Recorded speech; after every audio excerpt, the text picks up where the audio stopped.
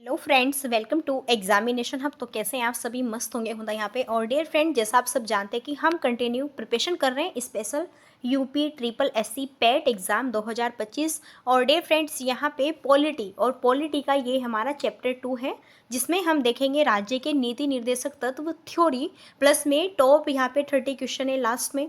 बेहतरीन सेशन है, एकदम मस्त कंटेंट है। चैप्टर 2 है, यूपी ट्रिपल एससी पेट एग्ज़ाम की प्रिपरेशन है।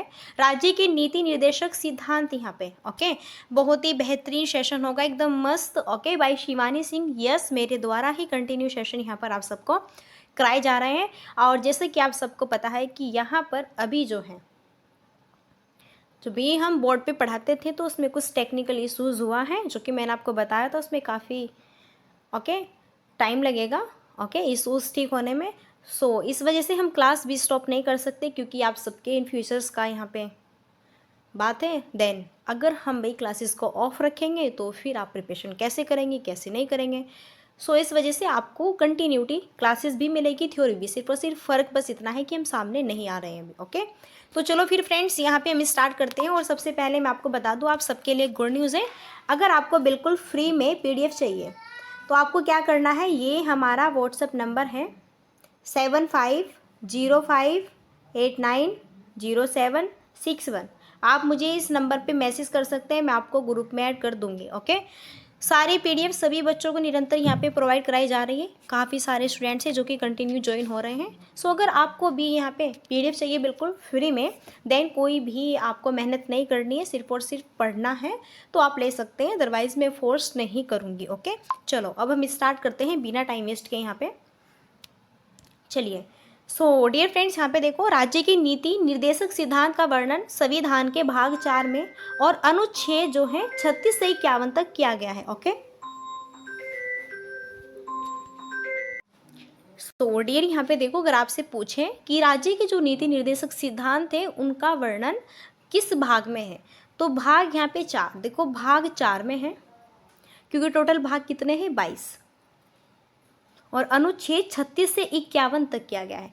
तो राज्य के जो नीति निर्देशक सिद्धांत हैं वो आर्टिकल्स यहाँ पे 36 से लेके और 51 तक की बात यहाँ पे ओके राज्य के नीति निर्देशक सिद्धांत की गई है 36 से 51 अनुच्छेद में। और इसकी प्रेरणा जो है आयरलैंड के संविधान से मिली है। जो राज्य के नीति निर्देशक सिद्धांत है, इसकी प्रेरणा कहाँ से मिली है? आयरलैंड देश से मिली है। और इसे न्यायालय द्वारा लागू नहीं किया जा सकता। सो ये बहुत ही इंपॉर्टेंट पॉइंट है। भारत के संविधान में कल्याणकारी राज्य की संकल्पना का समावेश राज्य के तत्व में किया गया है। तो क्वेश्चन ऐसे बनता है, राज्य के नीति निर्देशक सिद्धांत का वर्णन संविधान के किस भाग में है? भाग 4 में। अनुच्छेद कितना है? 36 से 51 तक। किसकी प्रेरणा? इसकी प्रेरणा कहाँ से ली गई है? आयरलैंड के संविधान से। इसे किसके द्वारा लागू नहीं किया जा सकता? न्यायालय के द्वारा। ओके, सो इस तरह जैसे मैं आपको तब पढ़ाती थी, सेम वही मेरा टारगेट अब भी वही है, सेम बिल्कुल वही है। कल्याणकारी राज्य का उद्देश्य सामाजिक और आर्थिक प्रजातंत्र की स्थापना करना होता है। बहुत जल्दी यहाँ पे इशूज ठीक हो जाएगा। ओके, और हम फिर से ऐसे ही पढ़ाएंगे। यानी सामाजिक और आर्थिक प्रजातंत्र की स्थापना के उद्देश्य से ही संविधान में नीति निर्देशक तत्व को शामिल किया गया है। सो कल्याणकारी राज्य का उद्देश्य सामाजिक और आर्थिक प्रजातंत्र की स्थापना करना होता है। कल्याणकारी राज्य का उद्देश्य क्या होता है? जो सामाजिक और आर्थिक प्रजातंत्र होता है उसकी स्थापना करना होता है। ओके, नेक्स्ट अब हम पढ़ेंगे राज्य के प्रमुख नीति निर्देशक सिद्धांत। तो हमने यहाँ पे आपको बताया ना 36 से 51। देन यहाँ पे देखो 38, अनुच्छेद 38 में राज्य लोक कल्याण की अवधि के लिए सामाजिक व्यवस्था बनाएगा। तो यहाँ से क्वेश्चन इस तरह बनेगा, राज्य लोक कल्याण की अवधि के लिए सामाजिक व्यवस्था बनाएगा, किस अनुच्छेद में कहा गया है? तो ये राज्य के जो नीति निर्देशक सिद्धांत है, ये बात आपको कही गई है अनुच्छेद 38 में। अनुच्छेद 39 क्या है? समान न्याय और निःशुल्क विधिक सहायता समान कार्य के लिए समान वेतन की व्यवस्था इसी में है। तो यहाँ से भी इस तरह क्वेश्चन बनेगा कि समान न्याय और निःशुल्क विधिक सहायता और समान कार्य के लिए समान वेतन की व्यवस्था किस अनुच्छेद में है? अनुच्छेद 39 क में। फिर अनुच्छेद 39 ख, सार्वजनिक धन का स्वामित्व तथा नियंत्रण इस प्रकार करना ताकि सार्वजनिक हित का सर्वोत्तम साधन हो सके। तो जो सार्वजनिक धन का स्वामित्व है और नियंत्रण है, इस प्रकार करना ताकि सार्वजनिक हित का सर्वोत्तम साधन हो सके। तो यह बात किस आर्टिकल में है? आर्टिकल 39 ख में ये बात कही गई है। ओके, नेक्स्ट अब पढ़ेंगे 39 ग, धन का समान वितरण। तो धन का समान वितरण किस आर्टिकल में है? आर्टिकल 39 ग। अनुच्छेद 40 ग्राम पंचायतों का संगठन। ग्राम पंचायतों का संगठन जो है, राज्य के जो नीति निर्देशक तत्व है, इसमें ग्राम पंचायतों का जो संगठन है वह किस अनुच्छेद में किया गया है? अनुच्छेद 40 में। अनुच्छेद 41 में कुछ दशाओं में काम, शिक्षा और लोक सहायता पाने का अधिकार, ये आर्टिकल 41। फिर 44 नागरिकों के लिए एक समान सिविल संहिता। तो नागरिकों के लिए एक समान सिविल संहिता किस आर्टिकल में है? आर्टिकल 44। आर्टिकल 46 में अनुसूचित जातियों और अनुसूचित जनजातियों और अन्य दुर्बल वर्गों के शिक्षा और अर्थ संबंधी हितों की अभिवृद्धि के लिए। तो एससी और एसटी जो कास्ट है और जो अन्य दुर्बल वर्ग हैं, उनके लिए एजुकेशन और अर्थ संबंधी हितों की अभिवृद्धि किस आर्टिकल के अंतर्गत है? आर्टिकल 46। आर्टिकल 48 कृषि एवं पशुपालन का संगठन। आर्टिकल 48 क्या है? पर्यावरण का संरक्षण तथा संवर्धन और वन एवं वन्य जीवों की रक्षा। आर्टिकल 50 कार्यपालिका और न्यायपालिका का पृथक्करण, अलग अलग, कार्यपालिका अलग और न्यायपालिका अलग। तो इनका जो यहाँ पे पृथक्करण है किस अनुच्छेद में है? अनुच्छेद 50। और ये पॉइंट्स काफ़ी बेहतरीन पॉइंट्स हैं। अनुच्छेद 51 अंतर्राष्ट्रीय शांति और सुरक्षा की अवधि। राज्य की नीति निर्देशक तत्व एक ऐसा चेक है जो बैंक की सुविधा अनुसार अदा की जाएगी। किसने कहा? केटी शाह ने। तो यहाँ पे देखो, अंतर्राष्ट्रीय शांति और सुरक्षा की जो अवधि है ये अनुच्छेद 51 में है। राज्य की जो नीति निर्देशक तत्व एक ऐसा चेक होता है जो बैंक की सुविधा अनुसार अदा की जाएगी, यह कहा है केटी शाह ने। और ये मैंने आपको अब से पहले जो हमारी पॉलिटी की फर्स्ट क्लास हुई है उसमें भी ये क्वेश्चन मैंने करा दिया है। ओके, चलो, तो ये थी हमारी थ्योरी क्लास। देन जिसमें हमने यहाँ पे पढ़ा है चैप्टर 2 था राज्य के नीति निर्देशक तत्व। थ्योरी में आपको पता है भाग 4 में है और 36 से 51 तक इसकी बात की गई है। आयरलैंड से इसकी प्रेरणा मिलती है, न्यायालय द्वारा इसे लागू नहीं किया जाता है। ओके, फिर हमने ये चीज़ें यहाँ पे आपको बताई हैं। फिर हमने यहाँ पे ये देखे हैं आपने अलग अलग पॉइंट्स। ओके, फिर यहाँ पे देखो ये सारी चीज़ें हमने यहाँ पे 39, 40, 41 क्या क्या बात किस में कही गई है? एससी एसटी इन सब की बातें 46 में है। देन यहाँ पे 48 में कृषि और पशुपालन है, 48 के में, और फिर 50 में कार्यपालिका न्यायपालिका का पृथक्करण है। टोटल 51 तक इसकी बात की जाती है। अंतर्राष्ट्रीय शांति और सुरक्षा की अवधि जो है 51 तक है। चलो, अब हम यहाँ पे देखते हैं अपने इंपॉर्टेंट क्वेश्चंस को, जो कि हमारे काफ़ी इंपॉर्टेंट क्वेश्चंस हैं। चलो, स्क्रीन पर फर्स्ट क्वेश्चन है, 42वें संविधान संशोधन अधिनियम के द्वारा समान न्याय और निःशुल्क विधिक सहायता, पर्यावरण की रक्षा और उद्योगों के प्रबंधन में श्रमिकों की भागीदारी को जोड़ा गया है। सो बेस्ट आंसर होगा यहाँ पे नीति निर्देशक तत्वों के अकॉर्डिंग। ओके, सी ऑप्शन यहाँ पे राइट है। 42वें संविधान संशोधन द्वारा किस अनुच्छेद के माध्यम से श्रमिकों की प्रबंधन में भागीदारी सुनिश्चित की गई है? सो देन यहाँ पे होगा आपका आर्टिकल 43। आर्टिकल 43 यहाँ पे राइट होगा। नेक्स्ट से भारत के संविधान में अंतर्राष्ट्रीय शांति तथा सुरक्षा को प्रोत्साहन देना सन्निहित है। सो राइट आंसर होगा ये राज्य के नीति निर्देशक सिद्धांतों में। अब टॉपिक हमारा यही है तो आंसर भी यही होगा ना। भारतीय संविधान में कल्याणकारी राज्य के विचार को सम्मिलित किया गया है राज्य के नीति निर्देशक तत्वों में।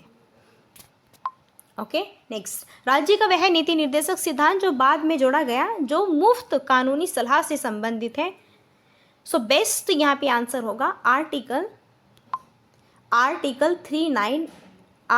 39A। और ये चीज़ें मैंने आपको बताई है, ये चीज़ें मैंने आपको थ्योरी में भी कंफर्म कराई है। भारत के संविधान में कल्याणकारी राज्य का आदर्श प्रतिष्ठापित क्या है?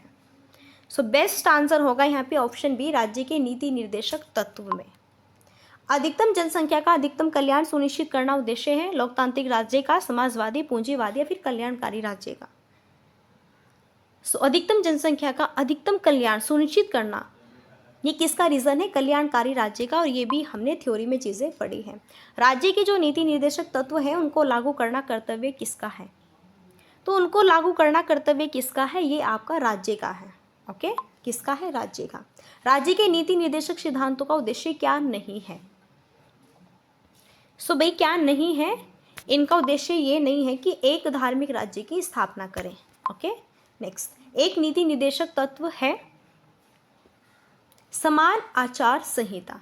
ए ऑप्शन यहाँ पे राइट है। नीति निर्देशक सिद्धांतों में सम्मिलित नहीं है शिक्षा का अधिकार, पर्यावरण, सूचना का अधिकार, समान आचार संहिता। सो यहाँ पे सूचना का जो अधिकार है यह है हमारा नीति निर्देशक सिद्धांत में सम्मिलित नहीं है। अच्छा, राज्य के नीति निर्देशक तत्वों में क्या शामिल नहीं है? तो पर्यावरण संरक्षण भी है, समान आचार संहिता भी है, आर्थिक न्याय, लेकिन अस्पृश्यता उन्मूलन यह इसके अंतर्गत नहीं आएगा। ओके, नेक्स्ट, नीति निर्देशक तत्वों को ऐसा चेक बताया गया है जिसका भुगतान बैंक की सुविधा पर निर्भर करता है, और यह कथन किसका है? ये भी हमने थ्योरी में भी देखा है, और ये जो है जाने माने बहुत ही फेवरेट है केटी शाह। फिर ये क्वेश्चन है, राज्य के नीति निर्देशक तत्व सिद्धांत संविधान की जो आत्मा है, जो संविधान के सामाजिक दर्शन को समाविष्ट है, यह कथन है ग्रेगविल ऑस्टिन का। मनरेगा जो कि महात्मा गांधी राष्ट्रीय ग्रामीण रोजगार गारंटी अधिनियम है, इसकी फुल फॉर्म। कार्यक्रम भारतीय संविधान में किस अनुच्छेद को लागू करने हेतु यह लाया गया था? ये महात्मा गांधी राष्ट्रीय ग्रामीण रोजगार गारंटी अधिनियम है, जो मनरेगा जिसे हम कहते हैं, और ये 43 आर्टिकल्स के अंतर्गत लाया गया था, जो कि आजीविका के लिए कार्य का अधिकार है। जितने भी गरीब वर्ग है, आप सबको पता है, उसमें इनको रोजगार की प्राप्ति करना, पूर्ति देना। ओके, संविधान के अंतर्गत काम का अधिकार कहाँ पे पाया जा सकता है? ये पाया जा सकता है राज्य के नीति निर्देशक सिद्धांतों में। राज्य के नीति निर्देशक तत्व के पीछे बाध्यकारी बल क्या है? तो इनके पीछे बाध्यकारी बल क्या है? लोकमत का। ओके, 17 का राइट आंसर ऑप्शन सी था। नेक्स्ट है, समान कार्य के लिए समान वेतन भारत के संविधान में सुनिश्चित किया गया है। एक, सो राइट आंसर यहाँ पर है एक, राज्य के नीति निर्देशक सिद्धांत का अंग है। ओके, नेक्स्ट, भारतीय संविधान के निम्नोत्तर दस्तावेजों में से किस एक में कार्यपालिका और कार्यपालिका के पार्थक्य का प्रस्ताव है? तो यही होगा ना। अब बात हम किसकी कर रहे हैं यहाँ पे भैया? राज्य के नीति निर्देशक सिद्धांत, तो बेस्ट यही होगा। नेक्स्ट है, नीति निर्देशक तत्वों को कार्यान्वित करने के लिए मूल अधिकार का हनन क्या हो सकता है? कुछ का हो सकता है, सबका नहीं कह सकते, नहीं भी नहीं कह सकते, लेकिन हाँ कुछ का। एक परीक्षार्थी के निर्देश आदर्श वर्णित हैं, तो किस में है भैया? यह है आपके बिल्कुल राज्य के नीति निर्देशक तत्वों में। सभी क्वेश्चन को रट लो, रट्टा बिल्कुल रट्टा क्वेश्चन कर लीजिए। मूल अधिकार एवं राज्य के जो नीति निर्देशक तत्व है, इनके विषय में कौन सा कथन सही है? तो वे एक दूसरे के पूरक है, या फिर एकता विरोधी है, फिर कोई अंतर नहीं है, फिर दोनों बाध्य हैं।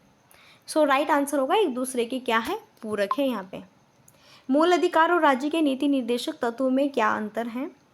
सो यहाँ पे अंतर क्या है भाई, ये बताना है। यहाँ पर अंतर है कि मूल अधिकार वैधानिक न्यायालय द्वारा लागू है, जबकि राज्य के नीति निर्देशक तत्व न्यायालय द्वारा लागू नहीं है। और ये चीज़ मैंने आपको थ्योरी में भी पढ़ाई थी, फर्स्ट बिल्कुल स्टार्टिंग में ही। ओके, नीति निर्देशक तत्वों में पोस्टल परिवर्तन कार्यान्वयन में किस पर प्रतिबद्ध यहाँ पे लगाया गया है? किस पर लगाया गया है भाई? ये लगाया गया है राष्ट्रपति की इच्छा पर। अच्छा, नीति निर्देशक सिद्धांत क्या है? योग्य है, वाद योग्य नहीं है, मूल अधिकार है, फिर कोई नहीं? तो भैया ये जो है वाद योग्य नहीं है। ओके, नेक्स्ट, संविधान में शिक्षक राज्य का आदेश दिया जाता है 42वें संशोधन में, प्रस्तावना में, नीति निर्देशक तत्वों में, मूल अधिकार में। 26 इज द राइट आंसर यहाँ पे होगा ऑप्शन सी, नीति निर्देशक तत्वों में। सो सी ऑप्शन राइट होगा। नेक्स्ट है कि संवैधानिक संशोधन अधिनियम ने राज्य के नीति निर्देशक तत्वों को मौलिक अधिकार की शर्तों की तुलना में अधिक प्राथमिकता दी है। ठीक है, अधिक प्राथमिकता दे दी है। सो राइट आंसर होगा ऑप्शन ए, 42वां संवैधानिक संशोधन अधिनियम 1976 है। नेक्स्ट है, भारतीय संविधान में राज्य के नीति निर्देशक सिद्धांत को किस मुख्य कारण से शामिल किया गया है? सो बेस्ट आंसर क्या होगा? सरकार को विकास में आवश्यक अवसर प्रदान करने के लिए। भारतीय संविधान के किस भाग में राज्य लोक कल्याण की संकल्पना शामिल की गई है?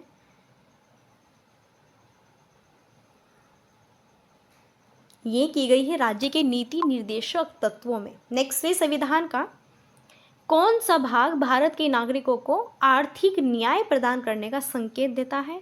सो भाई यहाँ पे राज्य के नीति निर्देशक तत्व। सो मैंने बताया स्टार्टिंग में 30 क्वेश्चन हम करेंगे, जो कि हमने 30 क्वेश्चंस कंप्लीट किए। देन हमने थ्योरी क्लास भी की है। अब ये भी मेरा ही सेशन है, यूपी SSSC पेट एग्जाम 2025, भारत छोड़ो आंदोलन और उग्रवादी ब्रिटिश इंडिया एक्ट 1935, हिस्ट्री का ये हमारा चैप्टर है, जो कि लास्ट हिस्ट्री फिनिश हो चुकी है। थ्योरी है, टॉप 30 क्वेश्चन है, पेपर में यही सहेगा बिल्कुल। ये बिल्कुल वादा है, जो भी जितने भी मैंने सब्जेक्ट्स करा रहे हैं या फिर करा रही हूँ, जीके है या फिर हिंदी है, सेम टू सेम यही से क्वेश्चन बनेंगे। अगर आपने सिर्फ और सिर्फ यही चीज़ें पढ़ी है, आप कंसेप्ट पढ़ रहे हैं, कंटिन्यूटी वीडियो को वॉच कर रहे हैं, देन यहाँ पे फिर आप PDF लेकर अभ्यास कर रहे हैं। सो एक भी क्वेश्चन बाहर नहीं जाएगा, आप खुद बताएंगे कि हमारा कितना बेस्ट यहाँ पे एग्ज़ाम हुआ है। ओके, वो आपके ऊपर डिपेंड करता है भाई आप लेते हैं नहीं लेते हैं। सो लास्ट यही क्वेरी रहती है हमारी, like and share and subscribe की। अगर सेशन आपको अच्छा लगता है तो बिल्कुल आप like and share and subscribe कर सकते हैं चैनल को। तो चलिए फ्रेंड्स, अब यहीं पे हम मिलते हैं नेक्स्ट सेशन में, और नेक्स्ट हम मिलेंगे पॉलिटी के थर्ड, यानी कि जो भारतीय संविधान हम यहाँ पे कर रहे हैं इसका हमारा थर्ड चैप्टर है, अब हम उसकी बात करेंगे। ठीक है, तो नॉर्मली अगर आपको सारी क्लासेस कंटिन्यू चाहिए, और बहुत जल्द हम जो है यहाँ पे बोर्ड पर ही आपको पढ़ाएंगे। कुछ इशूज़ हुए हैं जो कि इतनी जल्दी ठीक नहीं हो पा रहे हैं, सो इस वजह से भाई आपकी क्लासेस स्टॉप नहीं होनी चाहिए, क्योंकि आप सबके फ्यूचर की बात है, इस वजह से मैंने क्लासेज इस तरह लेनी स्टार्ट की है। ओके, क्योंकि भाई कैसे भी पढ़ो लेकिन सबसे मैंने आप तक कंटेंट पहुंचाना, और बस वही आने चाहिए, ये सबसे मैंने और समझाना चाहिए। ठीक है, तो चलिए बहुत जल्द यहाँ पे ठीक होता है, फिर जस्ट हम वैसे ही आएंगे।